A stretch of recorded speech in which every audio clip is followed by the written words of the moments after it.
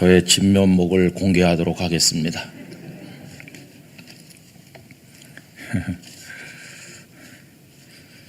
여러분 대단히 반갑습니다. 오늘 다 이렇게 처음 뵙지만 그래도 처음 뵙는 건 아니죠. 왜냐하면 이미 주님께서 우리 사이에 계시기 때문입니다.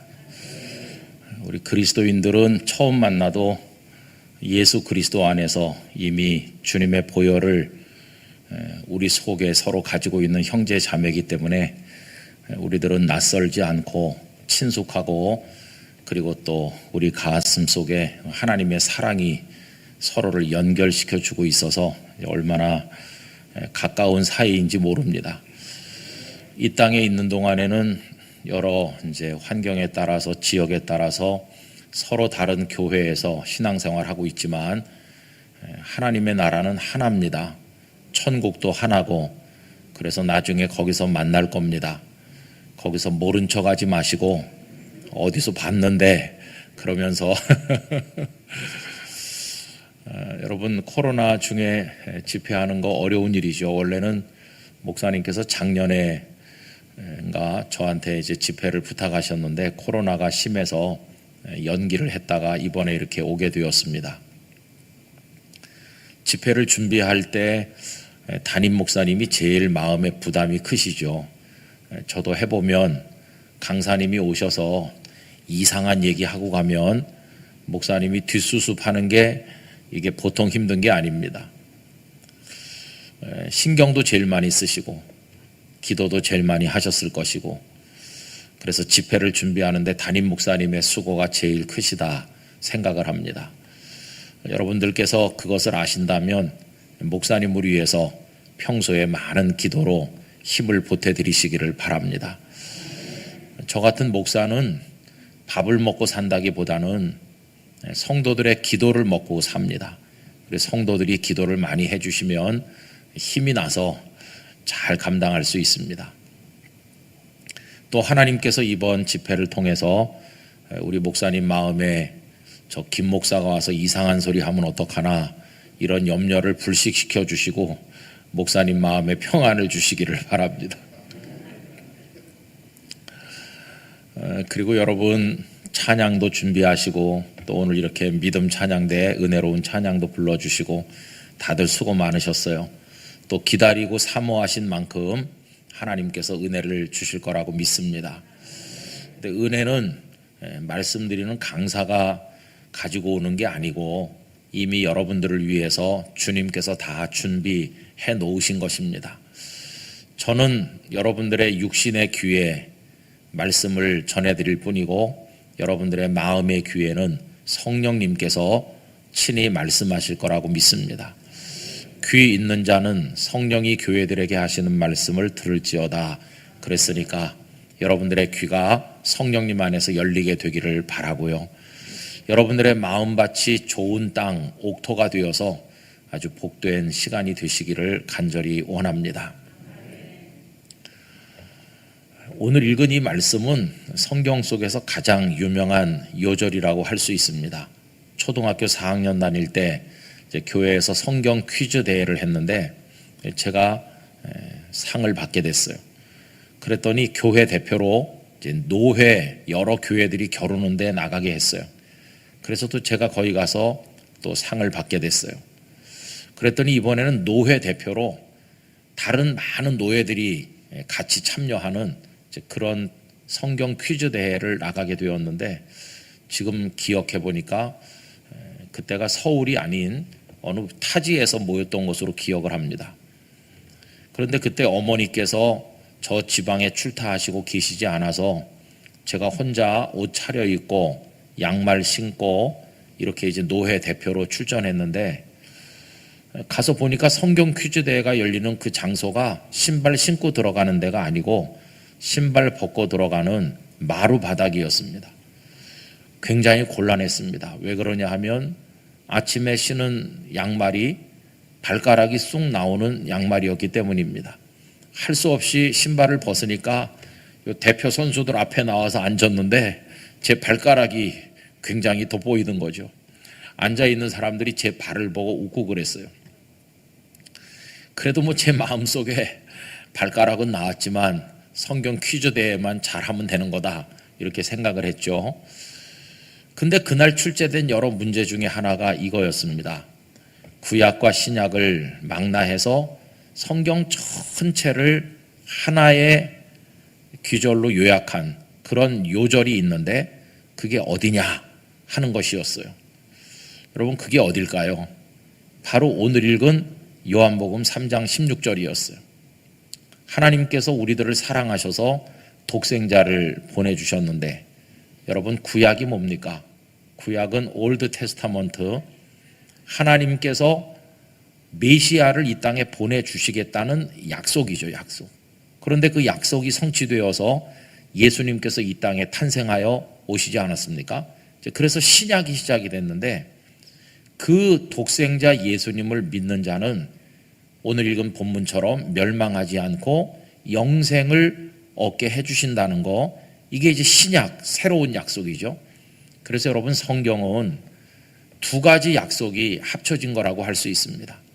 메시아를 보내주시겠다는 약속과 메시아를 믿으면 영생을 얻는다는 약속, 이 두 가지 약속이 붙어 있는 것이 성경이라고 말할 수가 있겠습니다. 그래서 이 요한복음 3장 16절, 이걸 이제 제가 맞췄는데, 그때부터 이 요한복음 3장 16절은 제 가슴 속에 깊이 아로새겨져 있죠. 여러분, 오늘 저녁에는 본문을 길게 정하지도 않았고 여러분들이 이미 익숙하게 알고 계신 요 한 절 말씀을 정하였습니다. 그리고 오늘 본문에 나와 있는 두 단어를 이용해서 제목도 정했습니다. 멸망에서 영생으로. 여러분, 문자 그대로 멸망에서 영생으로 옮겨가는 은혜와 축복이 여러분들에게 넘치시기를 바랍니다. 그게 우리가 예수님을 믿는 가장 기본적인 복음의 내용이 아니겠어요? 여러분, 여기 멸망이라고 하는 단어가 나와 있는데, 멸망 그러면 조금 추상적이죠. 전쟁이라도 일어나서 온 세상이 다 초토화되고 폐허가 되고 그런 장면이 떠오릅니다. 그렇죠? 그러나 지금 우리는 전쟁 상태에 살고 있지 않아서 실감이 잘 안 납니다. 머릿속에 개념은 있는데 실감이 잘 안 나요. 그래서 멸망이라고 하는 것이 도대체 어떤 것일까? 이것을 우리 주변에서 볼 수 있는 대로 적용을 해보는 것이 훨씬 더 실감이 납니다. 여러분, 먼 데서 찾을 것 없이 우리 자신에게서 찾아볼 수 있어요. 멸망이라고 하는 것은 어떤 순간에 갑자기 오는 것이기도 하지만 서서히 진행되는 것이기도 합니다. 우리가 이 땅에 태어나서 세상을 떠나는 그 순간까지 우리들은 사실은 계속해서 멸망해 가고 있는 중이죠. 계속해서 죽어가고 있는 중입니다. 그분이 돌아가셨대요. 언제 돌아가셨대요? 어저께요. 그러면 그분이 경험한 죽음이 어제인 것처럼 사람들은 말하지만, 여러분, 사실은 이 땅에 태어나는 그 순간부터 우리는 죽음을 향한 행진을 계속하고 있는 것이고, 그 서서히 죽음 속으로 한 발 한 발 한 발 더 가까이 가고 있는 것이죠. 톨스토이의 작품 속에 보면 어떤 젊은이가 정신없이 뛰어가니까 웬 노인이 그를 붙들었습니다. 이복에 어딜 그렇게 바쁘게 가는가? 그랬더니 얘 지금 공부하러 갑니다. 공부는 해서 뭐하게 그렇게 열심히 뛰어가는가? 공부를 잘해야 제가 좋은 일터도 잡고 살아갈 수 있을 게 아닙니까? 좋은 일터를 잡으면 그 다음에 뭐 할 것인데, 그리고 돈을 좀 벌고 출세를 하겠죠. 돈은 벌어서 뭐 하려고 하는가? 돈을 벌어야 제가 멋진 아가씨를 만나서 결혼도 하고 풍족하고 행복하게 살 게 아닙니까? 그런가? 그래서 예쁜 사람을 만나서 멋진 결혼을 하고 그래서 행복하게 살면 그 다음에 뭐 할 건가? 그랬더니 이 청년이 말문이 막혔습니다. 여러분, 그 다음에 그를 기다리고 있는 게 뭘까요? 그것은 무덤이죠. 그 다음에는 죽겠죠. 이렇게 이 청년이 힘이 빠진 모습으로 얘기하니까 이 노인이 결론을 내리기를, 이제야 알았네. 자네가 지금 이렇게 열심히 뛰어가고 있는 것은 결국 무덤으로 뛰는 것이구만. 그렇게 말했다는 것이에요. 우리는 집에서 나오면서 이렇게 말합니다. 얘들아, 여보, 나 갔다 와요. 그러면서 출근하고 그러면서 어디론가 가잖아요. 핸들을 잡고 운전하면서 출발합니다. 자기 목적지를 향해서 출발하지만 그가 고속도로를 달리든 아니면 시내 도로를 달려서 어딜 가든 사실은 그는 무덤을 향해서 지금 운전을 하고 있는 중이라고 밖에는 말할 수 없는 것이죠. 오늘 하루를 산다고 하는 것은 다른 말로 바꿔 말하면 그날이 하루만큼 가까이 왔다고 하는 뜻입니다. 여러분, 내일 아침에 눈 떠서 일어나게 될 때 하루만큼 그 자리가 가까이 오고 있다는 걸 우리가 인식해야 되는 것이죠. 그래서 우리는 서서히 멸망해가는 존재고 서서히 죽어가는 존재라는 것을 알게 됩니다. 여러분, 이렇게 얘기해 보면 우리들의 인생은 산수 계산과 많이 닮았습니다. 아주 기본적인 산수 계산은 더하기죠. 또 더하는 게 점점 빠르게 많이 일어나면 우리는 더하기 가지고 감당을 못하니까 곱셈을 합니다. 그래서 더하기와 곱셈의 특징이 뭐냐 하면 점점 불어나고 많아진다는 것입니다. 생각을 해보십시오. 갓난아기가 이 땅에 태어나면 아무것도 가진 게 없다고 할 수 있죠. 갓난아기를 0이라고 말해봅시다. 그러면 그 아이가 점점 커서 5살, 10살, 15살 이렇게 자라면 그 아이에게 많은 게 생깁니다. 우선 지식도 많이 생겨나고 인간관계도 점점 많아져서 친구도 많아지고 알고 지내는 사람이 많아집니다. 그 다음에 소유도 많아집니다. 내 책상, 내 가방, 내 연필, 그리고 내 취미생활하는 어떤 장난감, 하여튼 내 거라고 하는 게 굉장히 많아지죠. 그러다가 나중에 한 35살, 40살, 45살 이쯤 되면 이게 배가 부릅니다. 0에서 출발했던 그의 인생이 꽉 차가지고 인생에서 가장 절정에 도달하게 됩니다. 한 50살쯤 되면 사회적인 신분에 있어서나 그가 가진 재산에 있어서나 지식에 있어서나 모든 면에서 막 터질 정도로 굉장히 부풀어요. 풍선을 가지고 말하자면 풍선을 불기 전의 상태, 그게 갓난아기 상태라면 풍선을 푹 불어가지고 이게 막 터지기 직전까지 배가 부르는 것처럼 우리 인생에 덧셈이 일어나고 곱셈도 일어납니다. 그런데 여기는 사람에 따라서 편차가 좀 있지요. 어떤 사람은 요만큼밖에 배가 안 부르고 어떤 사람은 막 이만큼 부릅니다. 여러분, 세상에서는 이게 많으면 많을수록 성공했다고 말하고 출세했다고 얘기하고 다 부러워합니다. 이게 얼마 안 되는 사람은 자기 인생을 실패로 규정 지으면서 굉장히 열등감에 빠지고 마음 아파하죠. 그러나 여러분, 우리들의 인생의 산수 계산에는 덧셈이나 곱셈만 있는 게 아니에요.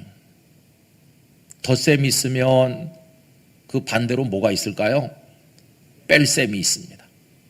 곱셈이 있어서 기하급수적으로 늘어날 때가 있지만은 곱셈이 있으면 반대로 뭐가 있습니까, 여러분? 나눗셈이 있는 거예요. 그래가지고 어느 순간부터인가 뺄셈이 진행이 되고 나눗셈이 진행이 됩니다. 그래서 그 다음부터는 이게 다시 줄어들기 시작하죠. 마치 바람 빠진 풍선처럼 푸르륵 하면서 바람이 다 빠져나가고 쭈글쭈글한 풍선만 남는 것처럼 인생은 그렇게 돼 있어요. 0에서 시작해서 점점 많아졌다가 다시 끝자락에 가보면은 본래 모습으로 돌아가요. 오늘 여기 오신 성도님들 중에 지금 이게 늘어나는 중에 계신 분도 있을 것이고 이게 바람이 빠지는 단계에 접어드신 분들도 계실 겁니다. 제가 제 인생을 보면 바람이 많이 빠진 상태라고 말할 수 있어요. 하루 더 지나고 1년 더 지날수록 점점 바람이 많이 빠져서 나중에는 이 세상에 태어날 때와 비슷한 수준으로 가게 될 것입니다. 인생의 뺄셈, 인생의 나눗셈, 이게 얼마나 비참한지 말할 수 없어요. 여러분, 저는 본래 서울에서만 살던 사람입니다. 그러다가 부산에 가서 이제 목회를 하게 되었는데, 저는 사실은 영락교회에서 태어났습니다. 저희 가정에 참 사연이 많아서 저희 아버님께서 평양에서 사셨는데, 평양에서 결혼하시고 7남매를 두시고 행복하게 일제시대 말기에 사셨습니다. 그러다가 이제 전쟁이 터진 거죠. 그래서 아버님은 가족들과 떨어져 계시다가 가족을 챙기지 못하시고 혼자 월남하셔서 폐인처럼 이 땅에 오셔서 가족을 잃어버린 데 대한 고통이 너무 커서 폐인처럼 떠돌아다니셨습니다. 죽고 싶은 생각이 하루에도 수십 번씩 났는데 모진 목숨을 끊지 못한 것은 예수님을 믿었기 때문에, 그 생명을 스스로 끊지 못하고 하루하루를 견뎌 나오셨다고 합니다. 그렇게 지나다가 이제 전쟁이 다 끝났고, 그리고 시간이 조금 지났는데 알고 지내는 사람들이 당신 그렇게 살면 안 된다. 이제 휴전선이 언제 열릴지 알 수가 없고 여기서 혼자 어떻게 살겠느냐. 그래서 적극적으로 옆에 있는 분들이 권하고 또 설득하고 또 권하고, 그래서 저희 아버님이 여기서 재혼을 하신 것입니다. 아버님이 재혼을 안 하셨으면 저는 태어나지를 않았겠죠.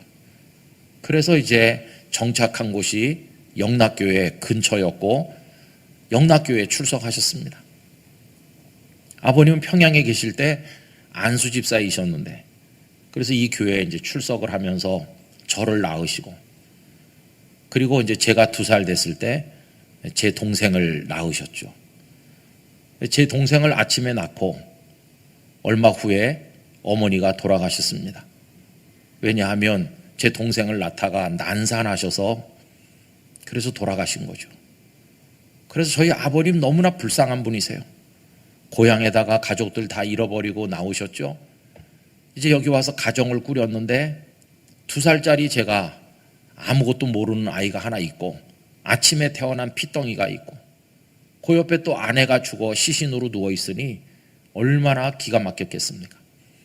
그때 이제 영락교회에서 어머니 장례를 했고, 제 동생은 키울 방법이 없으니까 아기가 없는 먼 친척 집에 갔습니다. 그래서 그 집 아들로 아예 호적을 올려가지고 살게 되고, 그리고 아버님은 저 혼자 이제 저를 데리고 사시다가 어떤 분이 저를 키워서 목사 만들겠다 이렇게 하면서 저희 어머니가 되어주셔서, 그래서 세 식구가 이렇게 살게 됐습니다.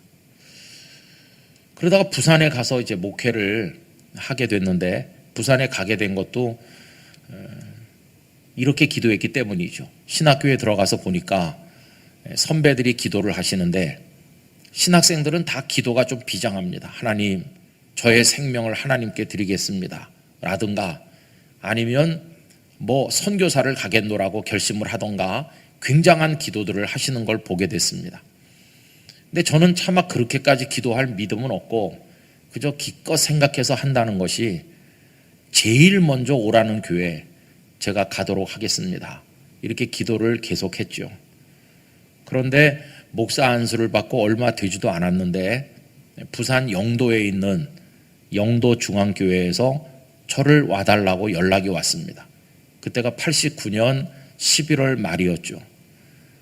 기도를 신학교 들어갈 때부터 그때까지 여러 해를 했는데 막상 제안이 오니까 그 제안에 순종하지 못했습니다. 저는 대번에, 저는 목사 된 지도 얼마 안 됐고 목회가 뭔지도 잘 모르고, 저는 늙은 부모님이 계셔서 부산까지 갈 수가 없다고 그러면서 거절했습니다. 그런데도 그분들은 포기하지 않으시고 12월 달, 90년도 1월, 2월 계속 저녁마다 기도하시면서 저한테 하루가 멀다 하고 전화하셔서, 목사님 우리는 기도하고 있는데 목사님도 기도하고 계십니까? 그렇게 계속 연락을 하시는 것이었어요. 그래서 결국은 이제 제가 2월 달까지는 많은 고심이 있었는데 아버님께서 제 생각을 이제 돌려주셨어요. 어느 날 2살짜리 딸하고 갓 태어난 아들하고 데리고 아버님 살고 계시는 신림동 서울대학교 캠퍼스가 멀지 않은 그곳에 찾아갔을 때 아버님께서 제 얘기를 듣더니 그날 저녁에 참 마음 아픈 말씀을 하셨습니다. 제가 그동안에 있었던 일을 다 말씀드렸거든요. 부산의 어느 교회에서 이렇게 했는데 제가 갈 수 없다고 말했고 그 교회는 저를 기다리고 있고 지금 상태가 그렇습니다. 이렇게 하니까 아버님께서 저에게 김 목사 거기 무릎 꿇고 앉게 그러시는 것이었어요. 그렇게 자상하시던 아버님이 그날은 얼굴이 뻣뻣하게 굳어지시고 평소와 달랐습니다. 그래서 제가 무릎 꿇고 그 앞에 앉게 되었는데 아버님 눈에 눈물이 비 오듯 흐르는 것이었어요. 내 평생 살면서 오늘 밤같이 마음 아픈 적은 없었다. 너무나 비참한 생각이 든다. 그러면서 우셨어요. 저는 당황해서 아버지 왜 우십니까? 지금 행복한 때인데 애들이 태어나고 재롱을 부리고 가장 행복한 시간이신데 왜 가장 비참하다고 하세요? 이렇게 하니까 아버님 마음속에 얘기를 하시는 거예요. 내가 피난 내려와서 살고 싶어서 산 줄 아느냐고.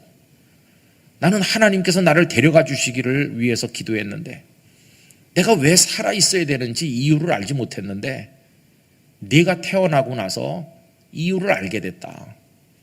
하나님께서 모진 목숨 살려주신 것은 너를 키워서 주의 종으로 삼게 뒷바라지 하라고. 그래서 하나님께서 나를 살려두셨다는 걸 알게 됐고 그래서 네가 목사가 된 거는 너의 인생일 뿐만 아니라 나의 사명이기도 했다.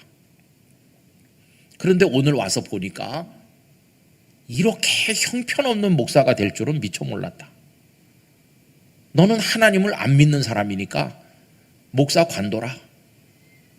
이렇게 할 바에는 목회를 안 하는 게 낫다. 이러면서 아버님은 우시는 것이었어요. 저는 아버님 말씀이 잘 이해가 되지 않았습니다. 내가 왜 하나님을 안 믿느냐고. 그랬더니 아버님께서는 너 신학교 들어가서 지금까지 제일 먼저 오라는 데 가겠다고 매일같이 기도하지 않았느냐. 그런데 왜 그 교회에서 오라고 하는데 가지 않고 벌써 몇 달째 여기서 버티면서 안 가고 있는 것이냐. 기도는 누가 한 것이며 그 기도를 한 거를 네가 기억이나 하고 있는 것이냐. 기도하고 지키지 않는 그런 기도, 그거는 하나님을 안 믿는다는 증거지. 너는 하나님을 안 믿는 목사인데 어떻게 하나님을 안 믿는 목사가 목회를 할 수 있겠니? 너는 오늘부로 목회를 관둬라. 그래서 제가 아버님께 또 이렇게 말했죠. 아버지, 거기가 한 대전쯤만 해도 내가 생각해 봤을 거예요. 대전 정도만 돼도 한 두어 시간이면 가고 올 수 있으니까 늙은 아버지 어머니 내가 가끔씩 와서 뵐 수도 있는데 부산 그것도 저 섬 영도인데 너무 멀잖아요. 그래서 내가 딱히 뭐라고 말할 수가 없었어요. 그렇게 얘기해도 아버님께서는 계속 울면서 이런 말씀했습니다. 늙은 부모 핑계 댈 거 없다. 네가 목사 한 수 받던 날 우리 두 사람은 여기 와서 하나님 앞에 저녁에 가정예배 드리면서 이런 기도를 했다. 하나님, 드디어 우리 자식이 오늘 목사가 됐는데 이제부터 우리 집에 주님의 종이 하나 있을 뿐이고 더 이상 아들은 없습니다. 그러니 하나님께서 기뻐하시는 대로 쓰십시오. 이렇게 말했다. 그러니까 너는 하나님의 종이지 우리 아들이 아니다. 늙은 부모 핑계 댈 거 없고 하나님이 기뻐하시는 대로 해야 된다. 여러분, 저는 그래서 그 아버님의 그날 밤의 말씀을 듣고 다시 교회로 돌아와서 담임 목사님을 뵙고 제가 가야 되겠다고 말씀드렸습니다. 그랬더니 담임 목사님께서 내가 가지 말라고 설득하는데 뭐하러 부산까지 가려고 그러느냐.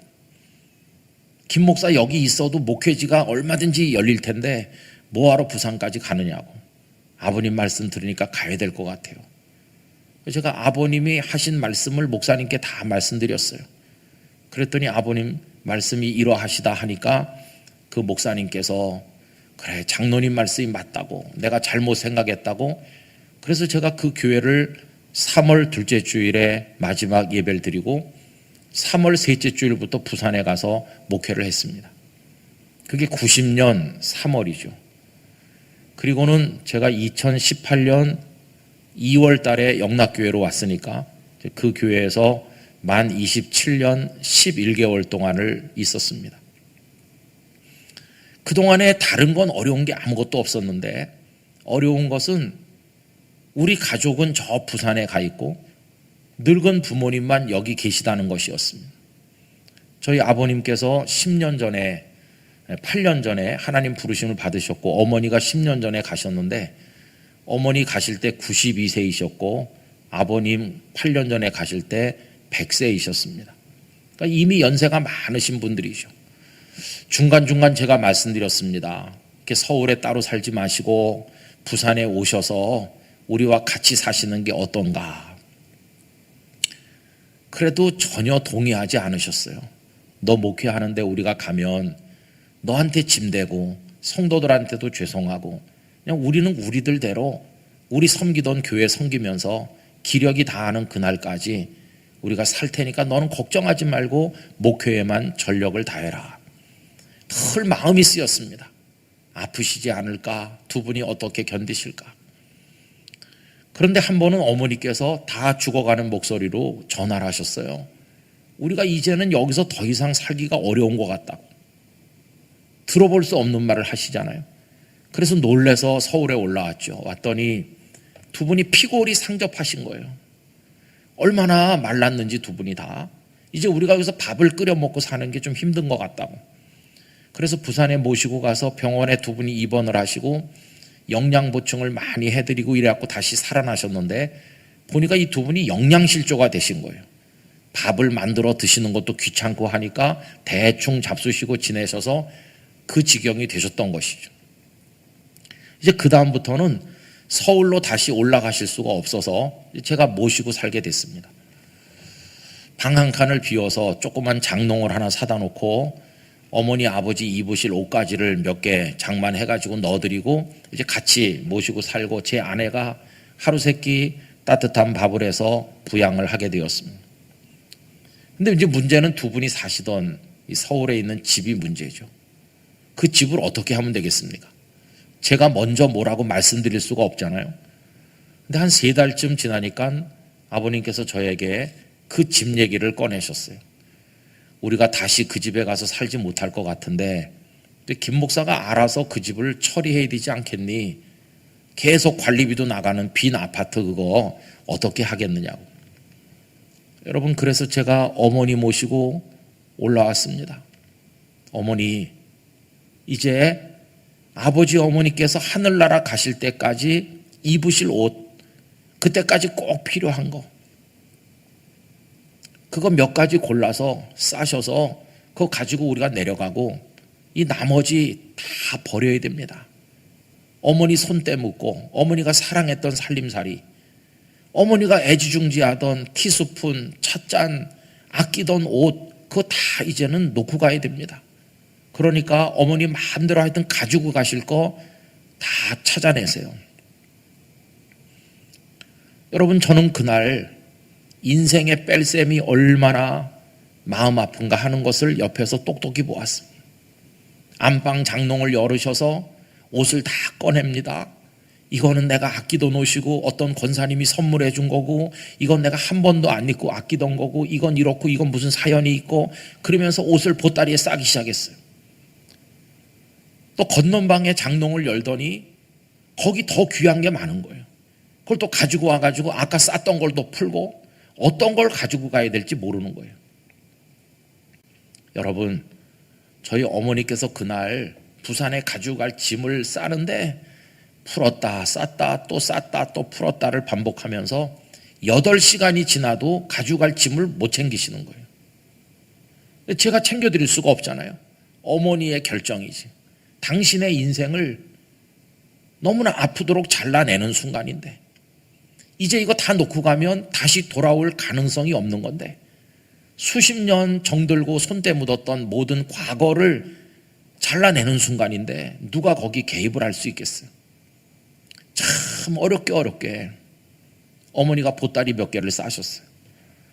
그거를 차에다 잔뜩 싣고 더 실을 수 없을 만큼 하여튼 잔뜩 싣고 거의 대부분은 그냥 남겨놓은 채로 부산에 내려왔습니다. 부산에 도착할 때까지 어머니는 말씀을 한마디도 하지 않으셨어요. 성도 여러분, 그게 제가 옆에서 처절하게 목도했던 인생의 뺄셈이었어요. 빼야 되는 거죠. 어쩔 수 없이 빼야 돼요. 그리고 부산에 와서 인터넷으로 검색을 해서 폐기물 처리 업체 한 사장님께 전화를 했습니다. 키는 관리실에 맡겨놨으니까 사장님이 가서 보시고 저희 부모님의 살림살이를 정리해 주십시오. 한 이틀 있더니 전화가 왔어요. 가서 보니까 그거 다 안방, 건너방, 거실 뭐 있는 거 다 정리해서 버리는데 30만 원에 버려주겠다고. 거기 저희 어머니 아버지가 사랑하던 거, 귀하게 여기던 거, 정말 아껴 쓰던 거, 몇십 년을 품고 살던 그런 것들, 당신들의 인생이라고 할 수 있는 거, 그게 다 쓰레기로 변해서 버려지는 거예요. 그것도 그냥 버리는 게 아니라 30만 원 얹어줘야 버려준다는 거예요. 쓰레기차에 실려서 나가는 거죠. 옷가지나 살림살이가 나가는 게 아니라 인생이 쓰레기차에 실려 나가는 거죠. 여러분, 저는 그 옷가지가 그렇게 실려 나가 버려질 걸 생각을 하면서 쓰레기차는 짐을 싣고 나가지만 언젠가는 영부차가 우리의 육신을 싣고 나가는 게 아닌가. 우린 그렇게 버려지듯이 나가야 될 존재라는 걸 생각하게 됐습니다. 그 사장님께서 다 버렸다고 그러면서 전화가 왔어요. 그런데 5만 원 깎아준다고 하더군요. 왜냐하면 냉장고하고 세탁기는 쓸만해서 중고로 팔았기 때문에 25만 원에 해준다고. 그리고 제가 며칠 후에 혼자서 서울에 다시 갔습니다. 그리고 그 키를 받아서 그 집에 들어가 가지고 제가 혼자서 많이 울었습니다. 아무것도 없어요. 거기 우리 아이들이 갓난아기 때 누워서 놀았고, 자라면서 할아버지 품에 안겨서 성경 얘기를 듣고, 거기서 같이 밥을 먹고, 애들이 세배를 하고, 거기서 만두를 빚어서 먹고, 거기서 애들이 팔베개하고 다 누워서 할아버지 할머니 사랑받고, 우리가 자주 오진 못하지만 명절에라도 와서 하루 이틀 자고, 거의 그런 곳이죠. 거의 문고리 하나하나도 다 기억되는 그런 곳인데 다 없어졌어요. 건넌방에 뭉태기 2개만 남아 있었어요. 그 뭉치는 저희 어머니께서 나중에 하나님이 부르시면 입으시려고 손수 재봉질을 해서 만드신 2분의 수의였어요. 수의 2벌만 남고 다 없어요. 청소까지 말끔하게 돼가지고 그 2분의 수십 년 세월이 그렇게 25만 원에 버려졌다는 것을 알게 됐어요. 얼마나 마음이 아픈지. 되돌이킬 수 없구나. 다시 돌아올 수 없구나. 부모님이 건강해지셔도 다시 돌아올 수 없는 지난 세월이 된 거죠. 여러분, 그게 뺄셈이었어요. 저는 그날 그 수의 2벌을 트렁크에 싣고 혼자서 눈물을 흘리면서 부산에 내려왔습니다. 그런데 그게 뺄셈의 끝이 아니었어요. 부산에 내려와서 한 해, 2해 아버님, 어머님은 그래도 기력을 차리시고 그런 대로 교회 출석도 하시면서 잘 지내셨습니다. 그런데 뺄셈은 계속 진행돼요. 아버님은 한 2년 지나니까 기억력이 조금 흐려지셨어요. 기억력이 뺄셈되는 거예요. 그렇게 총명하셨던 분이 이제는 어떤 걸 기억을 못 하셔요. 어머님의 기력이 뺄셈이 돼가지고 이제는 일어나서 걷는 걸 힘들어하게 됐습니다. 그러다가 나중에 우리 여기서 너무 아파서 살 수가 없구나. 병원에 갔다 와도 2, 3일 후면 또 아프고 다녀오셔도 또 아프고 그러니까 하시는 말씀, 우리를 아예 병원에다 좀 살게 해주면 안 되겠느냐고.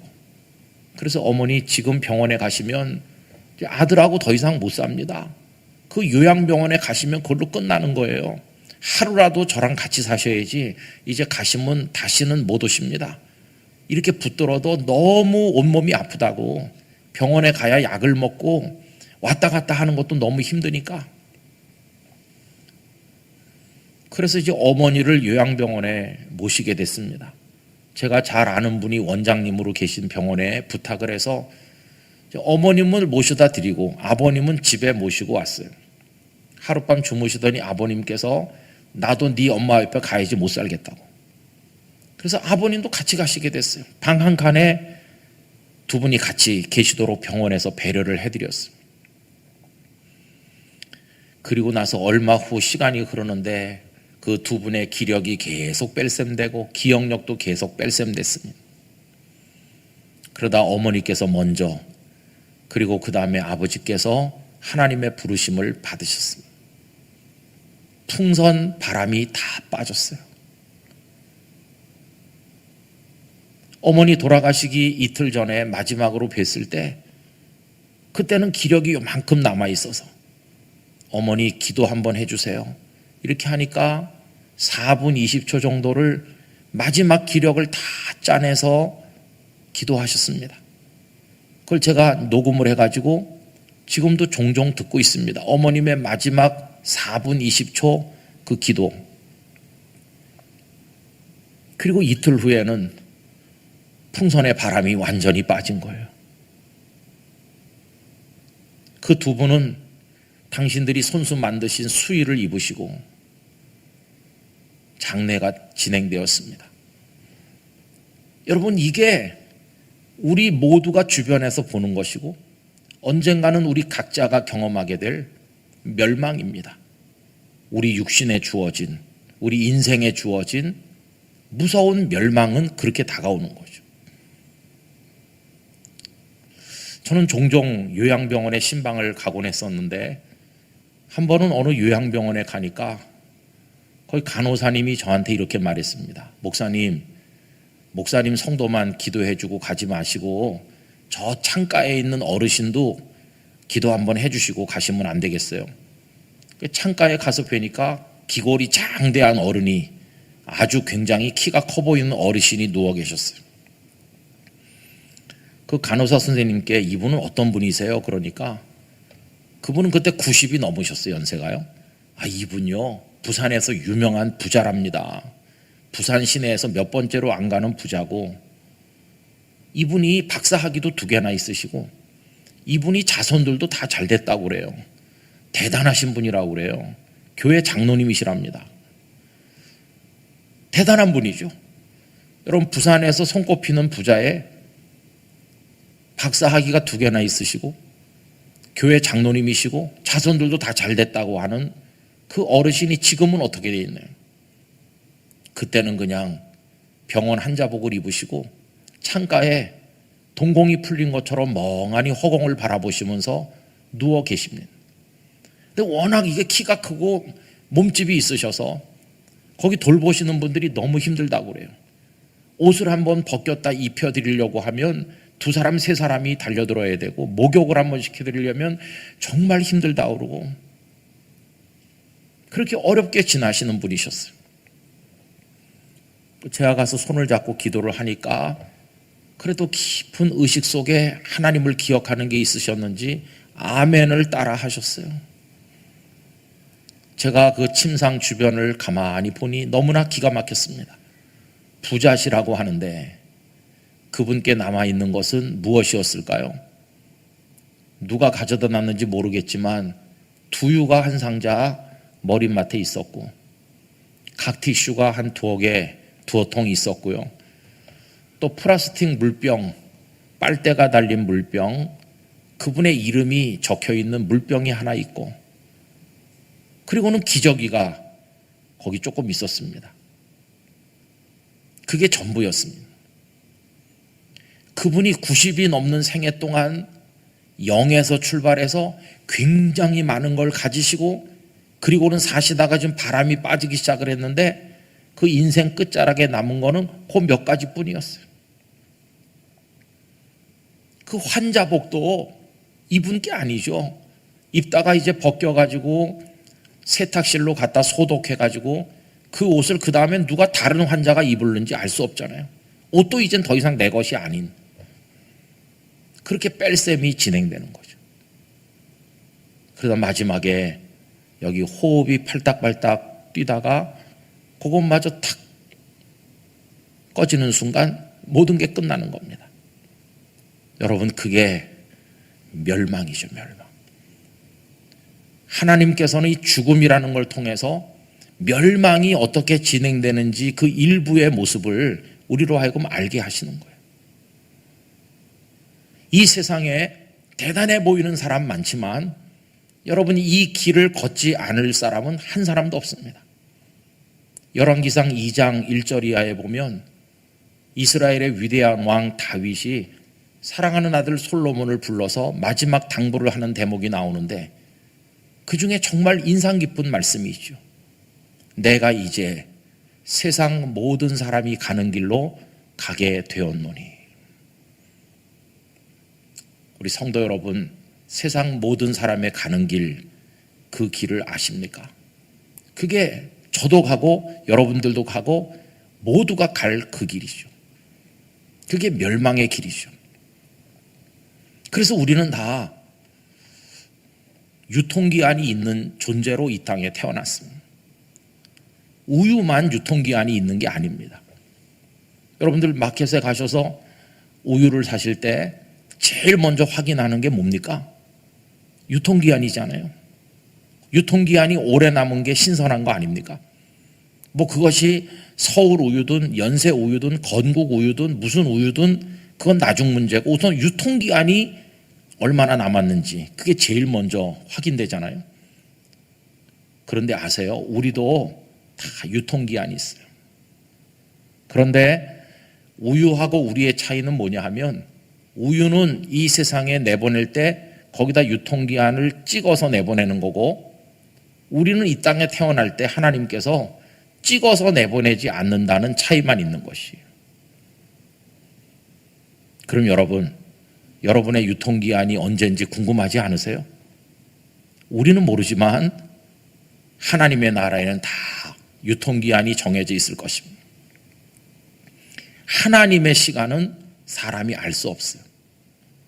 저는 혼자서 이런 생각도 해봤습니다.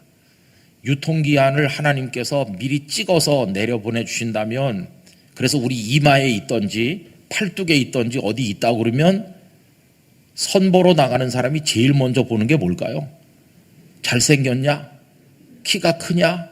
뭐 대학은 나왔냐 안 나왔냐? 그런 거 보기 전에 제일 먼저 보는 게 유통기한이겠죠. 근데 여러분 어떠세요? 어떤 사람하고 결혼하고 싶으세요? 목사님, 저는 유통기한이 많이 남은 사람하고 결혼하고 싶어요.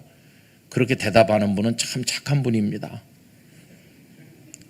저는요, 유통기한이 짧고요, 돈은 좀 많은 사람하고 하고 싶어요. 그건 좀 사악한 사람입니다. 그렇죠? 누가 인기가 좋을지는 잘 모르겠어요.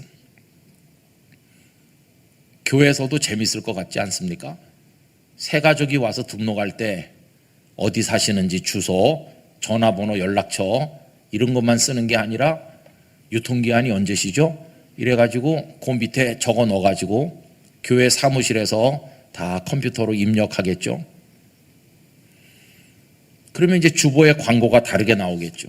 교우 소식란에 지금은 별세 그래가지고 누가 지나간 주간에 돌아가셨습니다 이렇게 나오잖아요. 지금은. 그런데 유통기한이 입력돼 있으면 광고 자체가 다르겠죠. 금주에 별세 하실 분 이렇게 나오겠죠. 그래서 월요일 날은 어느 권사님이 가시기로 돼 있고 목요일은 누가 가기로 돼 있고 그래가지고 광고가 한 줄 더 있겠죠. 금주에 가실 분들을 위한 고별 예배를 찬양 예배 후에 소예배실에서 모이겠습니다. 그럼 이제 그분들하고 친하게 지냈던 분들이 다 오시겠죠. 그래서 금주에 가실 분이 맨 앞자리에 앉고 그래서 목사님이 말씀 전하시고 한 분씩 나와서 인생 떠나기에 앞서서 마지막으로 하실 말씀 다 마이크 돌려서 하라고 그러고 그리고 나와서 한 사람씩 다 안아주고 그러면 친한 권사님이 나와서 뭐라고 할까요? 김 권사 잘 가. 나는 후년에 가기로 돼 있어. 그러면서 가기 전에 꾼돈은 주고 가. 이렇게. 이러면서 이제 작별하겠죠. 하나님께서 유통기한을 왜 미리 알려주시지 않았는지 아마 굉장한 혼란이 일어날지도 모르겠어요. 그러나 유통기한을 모르지만 우리는 다 멸망으로 향해서 가는 존재입니다. 왜 그렇게 됐을까요? 이유는 딱 하나입니다. 너는 흙이니 흙으로 돌아가라고 말씀하셨기 때문이죠.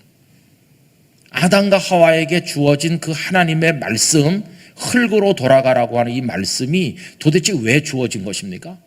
그걸 또 거슬러 올라가 보면 그 근본 원인은 딱 하나죠. 죄 때문에 그렇게 된 것입니다. 선악을 알게 하는 나무의 열매를 먹지 말라고 말씀하셨건만 첫째는 그 말씀에 불순종해서 먹었고, 둘째는 그걸 먹는 이유가 그걸 먹고 하나님처럼 되겠다고 하는 교만으로 인해서 인간은 범죄했고 흙으로 돌아갈 수밖에 없는 존재가 됐죠. 이 죄는 죽음을 가져왔습니다. 흙으로 돌아가는 존재가 됐어요. 로마서 6장 23절 말씀처럼 죄의 싹은 사망이요 죽음이 됐어요. 죄가 가져오는 무서운 결과가 죽음, 사망이죠. 그게 멸망하는 겁니다. 그저 이 땅에 살던 육신이 호흡이 멈춰지는 그 정도의 멸망이 아니라 이거는 영원한 멸망이죠. 나중에 회복할 수 없어요. 한 10년쯤 그렇게 고통받으면 다시 뭐 이렇게 되는 수 없나? 없어요. 그냥 그대로 멸망하면 영원한 형벌 속에서 영원히 고통받는 무서운 멸망이죠. 그게 여기 요한복음 3장 16절에 나오는 멸망이라고 하는 것입니다. 지금 우리는 그 멸망이라고 하는 걸 덮어쓰고 살아가고 있는데 이 세상 사람들은 자신에게 주어진 그 길을 알지 못해서 교만하고 하나님을 대적하고 있는 것입니다. 그런데 여러분, 오늘 본문은 놀라운 걸 선언하고 있잖아요. 그런 멸망할 존재가 바로 우리들인데 멸망하지 않고 영생을 얻는 길을 우리 주님께서 주신 것입니다. 여러분, 이게 얼마나 놀라운 것입니까? 이건 정말 뭐라고 표현할 수 없을 만큼 복되고 또 놀라운 축복 중에 축복인 것입니다. 멸망하지 않고 영생을 얻게 해주신다. 여러분, 이 말씀은 요한복음 3장 1절부터 읽어보면 니고데모와 예수님의 대화 속에서 나오는 말씀이라는 걸 알 수 있죠. 니고데모가 밤중에 예수님을 찾아왔습니다. 여러분, 니고데모는 잘 아시는 것처럼 존경받는 랍비 선생님이었고 또 그는 사내들인 공회 회원이었습니다.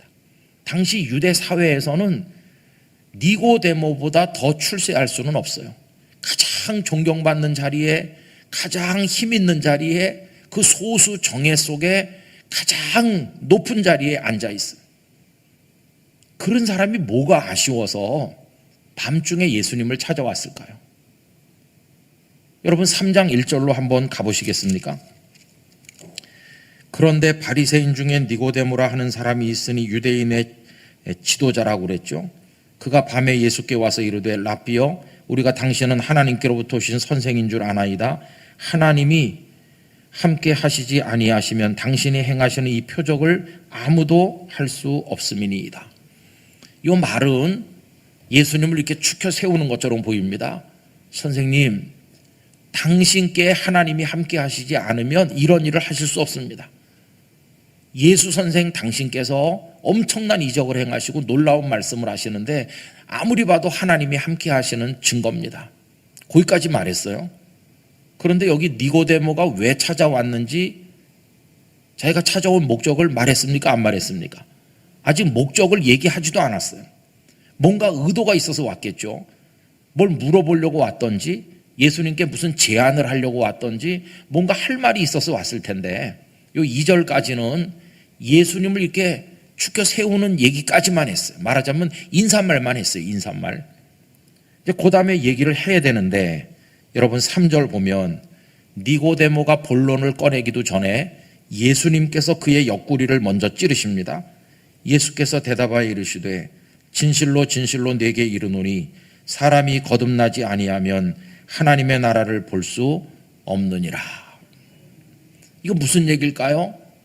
풀어서 설명하면 이런 말이 될 수 있겠습니다. 니고데모야, 너 유대 지도자고 사내들인 공회 회원이고 랍비고 존경받는 바리새인이고 너 대단한 줄 내가 아는데 나한테 무슨 얘기를 하러 왔는지 내가 다 알고 있다.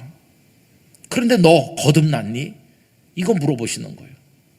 하나님의 나라를 볼 수 있니? 거듭나지 아니하면 하나님의 나라를 볼 수 없다는 거 아닙니까? 지금 니고데모는 어떤 나라를 보고 있나요? 눈앞에는 거대한 로마 제국을 보고 있죠. 좁혀서 말하면 유대라고 하는 왕국을 보고 있죠.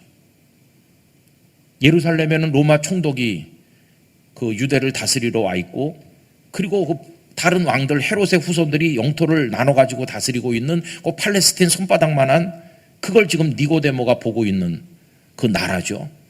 그런데 예수님은 이 땅의 나라에서 성공해 가지고 이 땅의 나라에서 출세한 니고데모에게 하나님 나라를 들이미시는 거예요.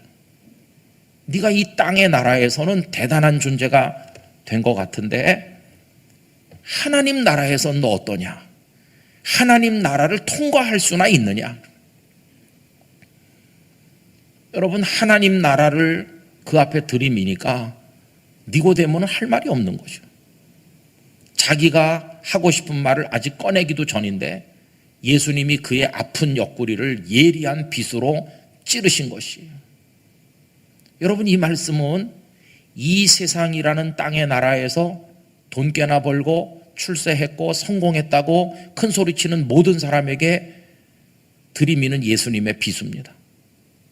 예수님의 말씀은 이겁니다. 너희들이 이 땅에서 대단한 석학이 되고 대단한 무슨 재벌이 되고 대단한 유명인사가 되고 대단한 사람이 됐다고 치자. 그렇다고 해서 너희들이 하나님의 나라를 통과할 수 있느냐? 이 질문을 하시는 거죠. 그러면서 예수님은 거듭나지 않으면 하나님 나라를 볼 수조차 없다고. 이때 니고데모가 느꼈을 절망과 당황함을 우리가 이해해 봐야 됩니다. 여러분, 그때 니고데모는 병으로 말하자면 거의 꽉 차서 더 채울 게 없을 만큼 이 세상에서는 모든 걸 갖추고 채운 사람이죠. 아쉬울 게 없는 사람이죠. 그런데 하나님의 나라라고 하는 카드를 그의 턱 밑에 들이미시니까 눈앞이 하얘졌어요. 땅의 나라가 문제가 아니라 하나님 나라가 문제고, 이 땅에서 좀 출세하고 성공한 게 대단한 게 아니라 하나님 나라를 통과할 수나 있을 것인가? 이거 생각하니까 대답이 없는 거예요. 거듭나는 게 뭔지도 몰라요. 그래서 그 밑에 쭉 읽어보면 내가 선생이 돼가지고 거듭나는 게 뭔지도 모르느냐, 물과 성령으로 거듭나야 된다는 원리를 예수님 쭉 말씀하시잖아요. 그리고 나서 그 대화가 이어지다가 3장 16절에 와서 멸망에서 영생으로 옮겨지는 진리를 말씀하고 계신 것입니다. 여러분, 많은 사람들이 꿈꾸고 있는 소망이 뭘까요? 얘야, 너의 비전이 뭐냐? 제가 판사 되는 거예요. 제가요, 아주 잘 나가는 연예인이 되고 싶어요. 저는 스포츠맨으로 성공하고 싶어요. 저는 이렇게 저렇게 다 꿈이 있잖아요. 근데 꿈이 다 그게 뭡니까? 이 땅의 나라에서 좀 되는 겁니다. 땅의 나라에서 요만큼 올라가는 거. 지금은 땅의 나라에서 요 정도밖에 못 있지만 이 땅의 나라에서 좀 성공하고 좀 출세하고 좀 높아지고 명예를 쌓고 사람들이 우러러볼 만한 그런 사람 되는 게 다 목표잖아요. 그럼 예수님 왜 이 땅에 오셨나요? 땅바닥에 붙어서 고생하는 우리들을 일으켜 세워가지고 몇 계단 높은 데로 올려보내려고 우리를 출세시키고 성공시키려고 예수님 이 땅에 오셨나요? 아닙니다.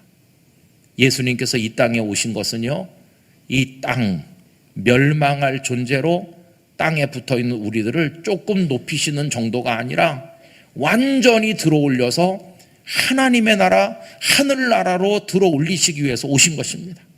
차원이 전혀 다른 것입니다.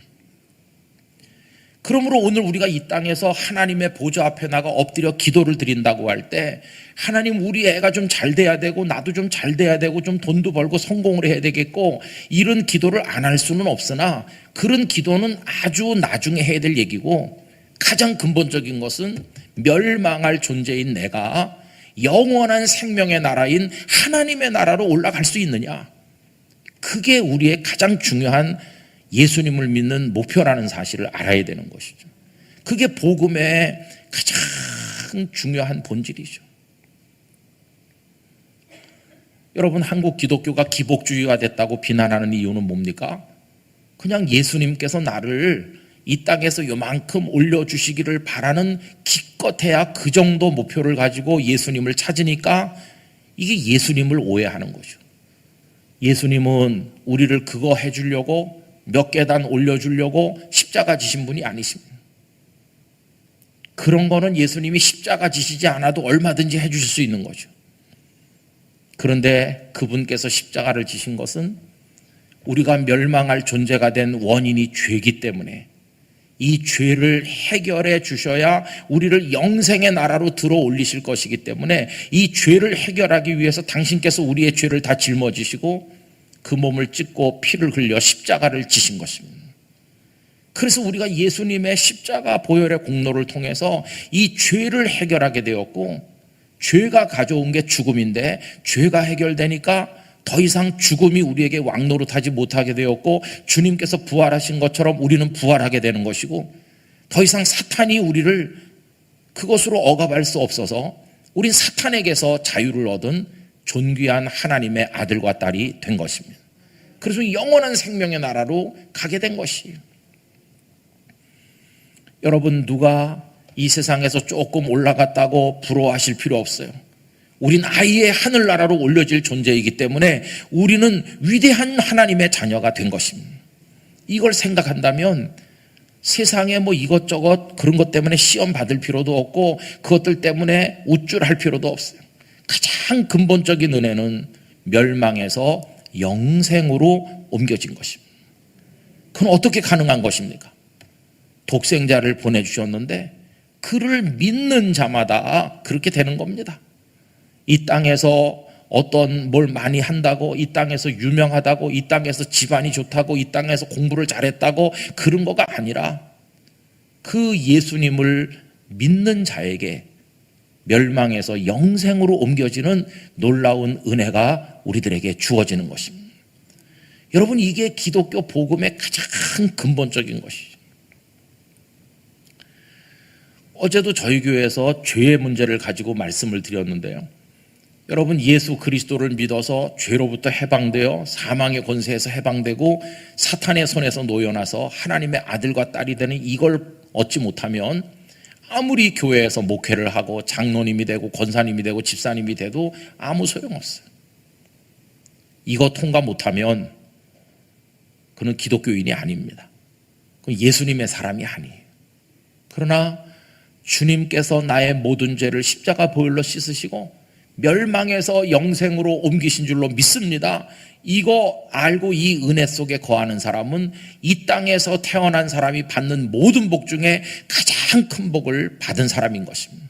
여러분, 그로 인해서 우린 하나님을 찬송하고 영원토록 기뻐하고 즐거워해야 될 줄로 믿습니다. 이게 하나님 우리에게 주시는 가장 큰 은혜인 것이죠. 그걸 위해서 예수님이 이 땅에 탄생하신 것입니다.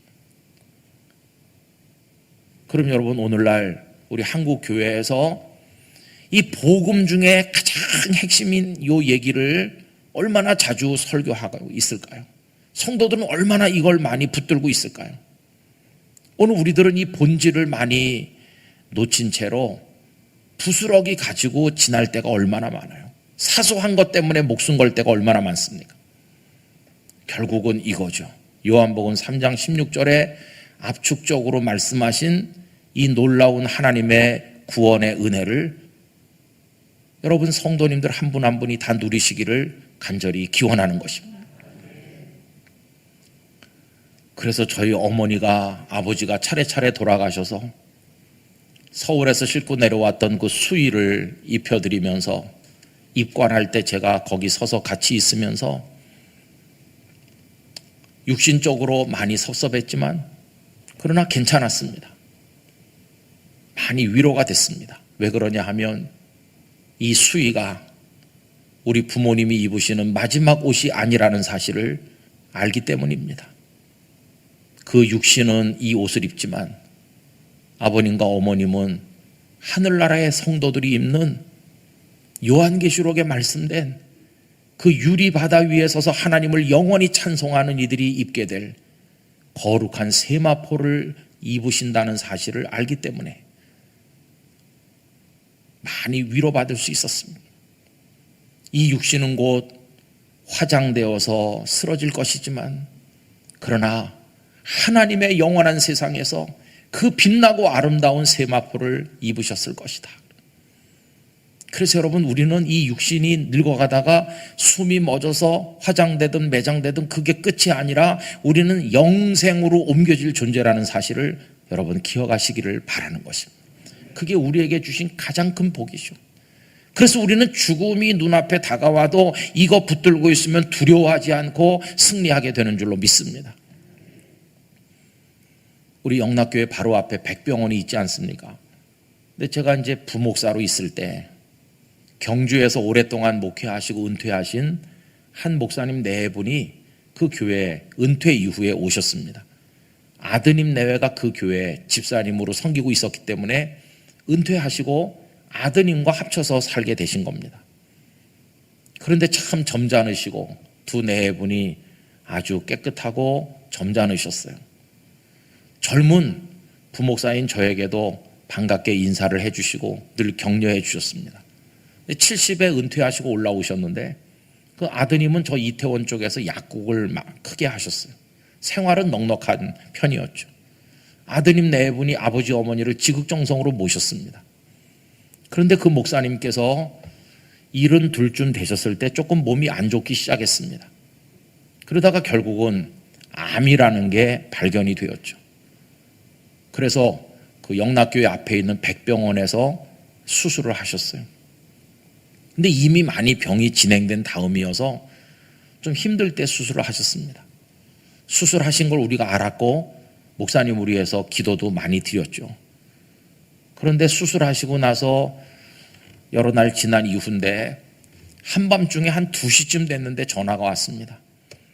그 아드님이 하신 전화였는데 목사님 죄송합니다. 한밤중인데 우리 아버지가 지금 위독하셔요. 그래서 좀 와서 기도 좀 해줄 수 있으세요? 그래서 한밤중 2시쯤 옷을 대충 입고 달려갔습니다. 그 백병원이죠. 거기 독방에 입원해 계셨는데 거기 올라가는데 어떤 분이 또 허겁지겁 올라가시더라고요. 보니까 그분도 호출 전화를 받고 달려온 담당 의사 선생님이셨습니다. 우리 같이 그 병실에 들어가니까 아드님 내외 손자 손녀들 뭐 간호사들도 몇 사람 있고 거기 여러 사람이 있어. 조금 있으니까 담임 목사님도 오셨고 그래서 그 병실 안에 한 10대 명 그 밤중에 모이게 됐어요. 그런데 목사님은 수술을 하셔서 이 피부는 다 이렇게 아물었는데 이 장기 내부에서 출혈이 계속되면서 그게 하열이 돼가지고 빠지는 겁니다. 그래서 피주사를 여러 개 매달아 놨더라고요. 그러나 들어가는 피보다 빠져나가는 피가 더 많으면서 이 목사님 얼굴이 점점 창백해지시고 점점 기력이 빠지는 중이었어요. 근데 정신은 또렷또렷하시더라고요. 그날 밤을 잊을 수가 없습니다. 그 목사님은 담당 의사의 손을 꼭 잡고 이렇게 말씀하시는 거였습니다. 선생님, 그동안 수고 많았어요. 이 밤중에 잠도 못 자고 오게 해서 미안해요. 그런데 지금까지는 선생님이 나를 위해 수고했지만 이제는 내 차례입니다. 선생님은 육신을 치료하는 의사고 나는 평생 영혼을 치료하는 의사로 살았는데 이제는 내가 선생님을 치료할 차례니까 내 얘기 좀 들어보세요. 선생님이 의학적 방법을 다 동원하시고 최선을 다해서 나를 치료했지만 내가 거기 부응하지 못하고 갈 것 같은데 잘 보세요. 나를 잘 보세요. 아무리 의학이 발전하고 대단해도 나도 가고 선생님도 언젠간 갈 거 아닙니까? 그러니까 오늘 밤을 기점으로 해서 예수님을 믿으세요. 예수님을 꼭 믿어야 영원한 천국에 갈 수 있습니다. 예수님을 꼭 믿으세요. 간호사들에게도 한 사람 한 사람 다 얘기하시고, 사모님을 옆에 오게 하더니 이제는 아들 내외가 하자는 대로 하면서 내가 먼저 가 있을 테니까 잘 지내다가 오라고 얘기하시고, 목사의 사모로 한평생 수고 많고 고생 많이 했다고 아들 내외 불러서 너희들이 나를 위해 수고했는데 내가 보답 못하고 가서 미안한데 어머니 잘못이고 뭐 이런 말씀 다 하시고, 손자 손녀 한 명 한 명에게 다 말씀하시고, 저도 불러가지고 참 목사가 되라고 얘기해 주시고, 그리고는 이제 한 바퀴 다 두른 다음에 찬송을 시작하셨습니다. 내 평생 소원 이것뿐, 주 섬겨 살다가, 그러면서 같이 부르자고 하시는 거예요. 당신이 무슨 부흥에 인도하시는 것 같아요.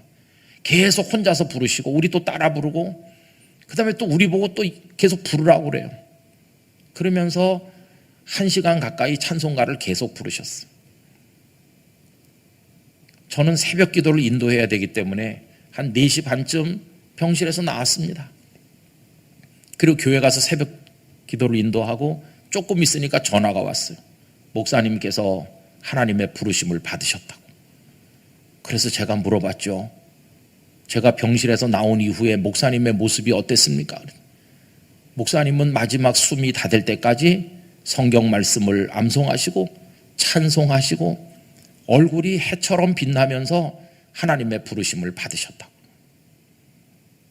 그날 밤 헤어지는 섭섭함은 있었지만 하나님의 사람에게만 주어지는 천국의 기쁨이 그 방 안에 가득하였습니다. 의사도 감동받고 모든 가족들이 슬픔 속에서도 기쁨으로 목사님을 전송하였습니다. 여러분, 죽음이 코앞에 왔음에도 불구하고 하나님의 은혜를 찬송하며 승리할 수 있는 그것은 어떻게 가능한 것일까요? 예수님을 믿음으로 멸망하지 않고 영생을 얻는 이 복을 얻은 사람이기에 그게 가능한 것입니다. 그 목사님은 육신의 눈이 감기는 그 직전에 영의 눈이 열려서 하나님의 영광스러운 세계, 그 영생의 나라를 바라보셨기 때문에 그게 가능한 것입니다. 예수님을 믿는다고 가난하지 않나요? 예수님을 믿는다고 아프지 말라는 법이 있나요? 예수님을 믿는다고 잘 안 되는 일이 없나요? 우리도 실패하고 우리도 좌절하고 우리도 여러 가지 어려움을 겪죠. 그러나 주 예수님을 구주로 믿는 모든 자에게는 죽음을 이기고 영생으로 나가는 축복이 있다는 사실만은 우리가 잊어서는 안 될 것입니다. 여러분, 예수님이 승리하셨기에 우리도 승리할 것입니다. 예수님께서 죽음을 이기셨기에 우리도 죽음을 이길 것입니다. 그게 우리들에게 주시는 가장 놀라운 은혜인 것입니다. 여러분, 천국문 앞에 가면 어느 교단에 어느 교회를 다녔고 어느 목사님이 목회하는 교회에서 무슨 직분을 받아서 얼마나 오랫동안 뭘 했는지 그런 건 하나도 중요하지 않을 것입니다. 예수님을 구주로 믿는가 하는 것만이 중요할 것입니다.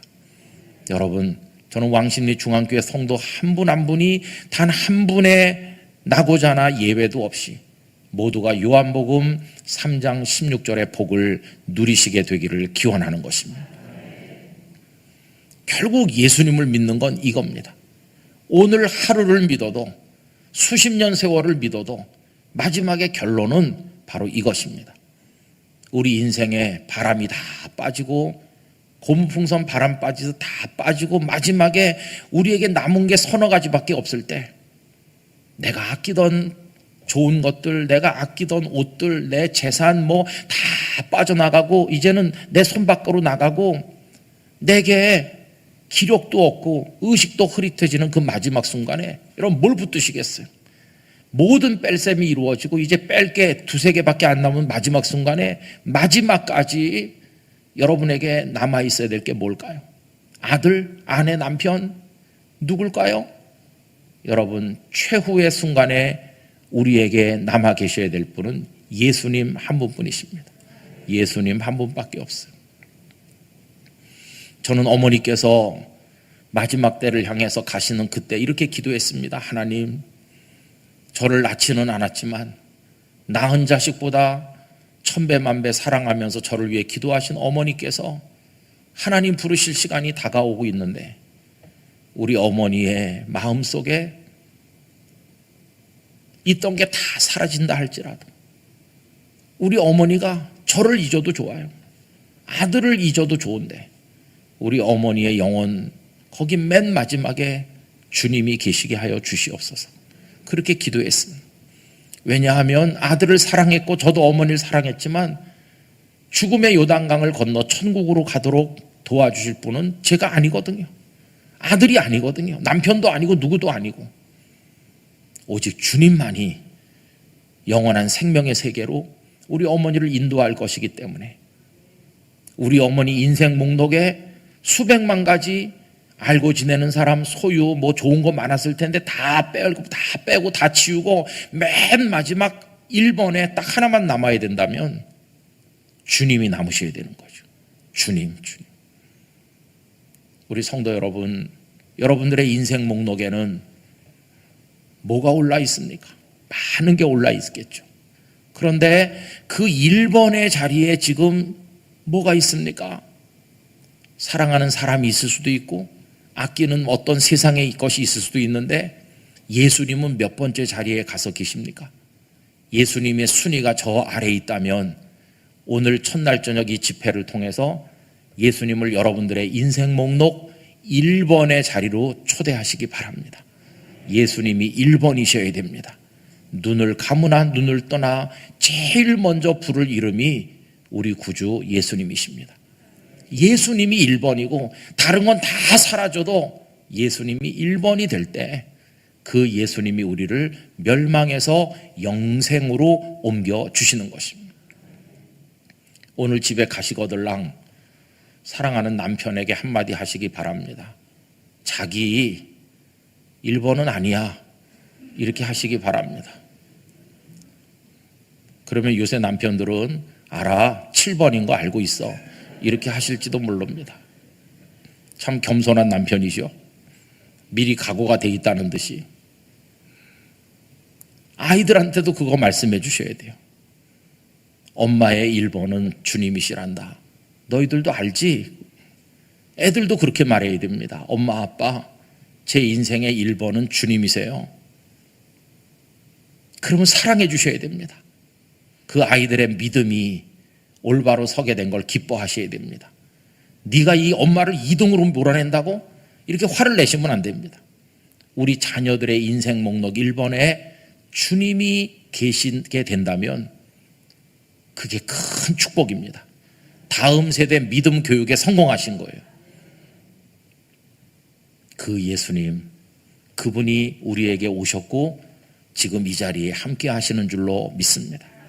그 주님께서 당신을 바라보라고 말씀하시고 나와 같이 교제하자고 말씀하시고 나와 이야기 좀 해보자고 하시고 내가 원하는 대로 좀 살아주면 안 되겠느냐고 하시고 왕십리 중앙교회 성도들에게 예수님은 그렇게 말씀하고 계십니다. 여러분, 그분이 어떤 분이기에 우리가 홀대하며 그분이 그렇게 말씀하는데 대화를 단절하고 살며 그분이 그렇게 우리와 함께하길 원하시는데 어떻게 외면하겠습니까?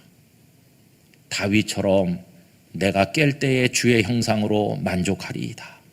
아침에 눈 뜨자마자 주님 제일 먼저 생각하고 주님과 함께 하루를 살고 주님과 교통하시고 낮에든지 밤에든지 주님이 어느 때 어디서 우리를 부르신다 할지라도 그 주님과 함께 멸망에서 영생으로 옮겨가는 그런 은혜를 우리 모두가 누리게 되기를 간절히 원하는 것입니다.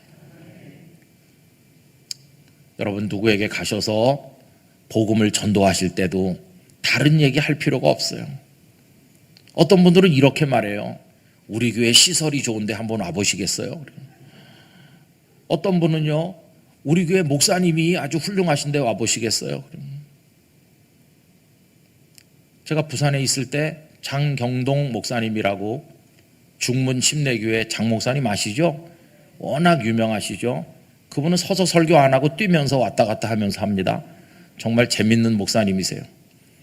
그 목사님이 이제 오셨어요. 그래갖고 설교 중에 무슨 얘기를 하냐면은 목사가 기왕이면 잘생기는 게 좋겠더라고. 그러면서 성도들이 나가서 전도를 하는데 예수님을 말하지 않고 우리 교회 목사님이 잘생겼는데 와보라 이런다는 거예요. 그러면서 당신이 집회하러 다닌 교회 중에 제일 잘생긴 목사님이 누구냐 하면 부산 해운대 쪽에 있는 모 목사님이라고 하더라고요. 합동교단의 어느 목사님을 지칭하면서 당신이 본 목사님 중에 제일 잘생겼다고. 그래서 얼마 후에 교계 모임에서 그 잘생겼다는 목사님을 이렇게 만나게 됐어요. 진짜 잘생겼더라고요. 그러나 우리 목사님이 잘생겼으니까 오라고 그러는 게 전도가 될까요? 그건 전도가 아니죠. 여러분, 거기 시설 좋은 예배당이 아니라 낡은 천막이 쳐 있어도, 목사님이 영화배우 같이 잘생기지 않았어도, 뭐 형편없고 시설이 모든 게 다 준비가 안 됐어도 거기 생명의 구주 예수님이 계시면 거기가 진짜 구원의 교회가 되는 것입니다. 왕십리 중앙교회가 오직 예수님으로 충만하기를 원합니다. 그래야 예수님의 교회가 되는 것입니다. 교회의 머리는 예수님이시고 이 교회는 예수님의 몸이고 우리는 그 지체가 되었어요. 예수님 안에서 다 통일되고 오직 예수님께 초점이 맞춰져 있고 모든 것이 예수님께 집중돼요. 왜냐하면 그분을 믿어야 멸망에서 영생으로 옮겨가기 때문이죠. 여러분, 어떤 분들은 내가 지금 한창인데 뭐 지금 그런 일을 생각하겠냐, 몇십 년 내 욕구가 끄는 대로 편안히 살다가 마지막에 가서 내가 믿어보든지 하겠다고 생각하는 분이 있어요. 그러나 여러분, 알 수 있나요? 알 수 없어요. 유통기한을 모르고 사는 우리로서는 오늘 밤일지 내일일지 10년 후일지 거기가 어딜지 아무도 알지 못해요. 오늘 저는 여기 오기 전에 국립중앙의료원에 거기 빈소에 가서 돌아가신 분의 문상을 하고 오는 길입니다. 그 장로님이 머리 수술하시고 좀 누워 계시는데 모든 사람이 장로님이 가실 줄 알았어요. 근데 장로님은 좀 회복되셔서 계시고 뜻밖에도 얼마 전에도 잘 돌아다니시던 권사님이 갑자기 돌아가셔서 그래서 권사님 빈소에 갔다 온 겁니다. 누가 언제 어떻게 갈지 우리 모르잖아요. 멸망할 존재잖아요. 그런 우리들을 영생으로 옮겨주시는 분은 예수님이시고 그 예수님을 믿는 것은 결코 미래의 일이 될 수 없는 오늘 지금 현재 진행형으로 예수님을 믿어야 되고 계속해서 믿어야 되고 낮이든 밤이든 예수님을 의지해야 되고 그렇게 할 때 우리들은 영원한 생명을 얻은 사람으로 두려움 없이 살아갈 수 있게 될 것입니다. 여러분 모두에게 그러한 은혜가 충만하시기를 간절히 축원합니다. 기도하겠습니다. 거룩하신 하나님 아버지, 멸망할 존재인 저희들을 긍휼히 여겨주셔서 그 원인이 되는 죄를 해결하시고 사망의 권세를 이기게 하시고 사탄의 손에서 건지셔서 영생으로 옮기시기 위하여 독생자 예수님을 보내주셨습니다.